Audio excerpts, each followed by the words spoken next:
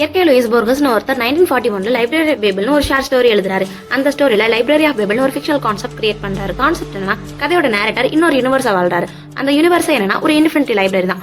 அந்த லைப்ரரியில ஃபுல்லா ஹெக்ஸாகனல் ஷேப்ல தான் கேலரி இருக்குது. இந்த மாதிரி இன்ஃபினிட்டியான கேலரி தான் அந்த லைப்ரரி ஃபுல்லா இருக்கு. இவர் மட்டும் இல்லாம இவருக்கு முன்னாடி நிறைய பேர் இந்த லைப்ரரிக்கு வந்திருக்காங்க. இந்த நேரேட்டர் எப்ப இறந்து போறாரோ அப்போ இவர் மாதிரி இன்னும் நிறைய பேர் வருவாங்கன்னு சொல்றாங்க. என்னதான் இது ஒரு லைப்ரரியாவே இருந்தாலும் இந்த லைப்ரரியில ஒரு சில நம்பிக்கை எல்லாம் இருக்குது. ஃபர்ஸ்ட் நம்பிக்கை என்ன சொல்றாங்கன்னா, இந்த மாதிரி ஒரு கிராண்டான இன்ஃபினிட்டியான லைப்ரரியை காட் மட்டும் தான் கிரியேட் பண்ணிருக்க முடியும் அப்படின்னு நம்புறாங்க. ரெண்டாவது என்ன சொல்றாங்கன்னா, இங்க 25 ஆர்த்தோ சிம்பிள் இருக்கு. இது ஒரு ஸ்பானிஷ் ஸ்டோரின்றதுனால 22 alphabetic letter, 23rd full stop, 24th space, 25th comma, இந்த 25 சிம்பிளை வச்சு எல்லா வேர்ட்ஸ் கான்செப்டை உருவாக்க முடியும்னு சொல்றாங்க. அதுக்கான ஒரு சில எக்ஸாம்பிள் இவர் என்ன சொல்லியிருக்காருன்னா, அதுல ஃபர்ஸ்ட் எக்ஸாம்பிளை பத்தி பார்க்கலாம். ஹிஸ்டரி ஆஃப் ஃபியூச்சர்ல நடக்க போற விஷயம் எல்லாமே இதுல இருக்க பாசிபிள் இருக்குன்னு சொல்றாங்க. ரெண்டாவது எக்ஸாம்பிள் என்னன்னா, ஃபேக்ட்ஸ் ஆஃப் யுவர் டெத், உன்னோட டெத் எப்படி இருக்கும், எப்ப நடக்குன்ற விஷயம் கூட அதுல இருக்க சான்ஸ் இருக்குன்னு அவர் சொல்றாரு. ஃபுல் வீடியோ லிங்க் ஃபர்ஸ்ட் கமெண்ட்லயும் டிஸ்கிரிப்ஷன்லயும் இருக்கு. அடுத்த வீடியோ பாக்குறதுக்கு முன்னாடி மறக்காம நம்ம சேனலை சப்ஸ்கிரைப் பண்ணிருங்க.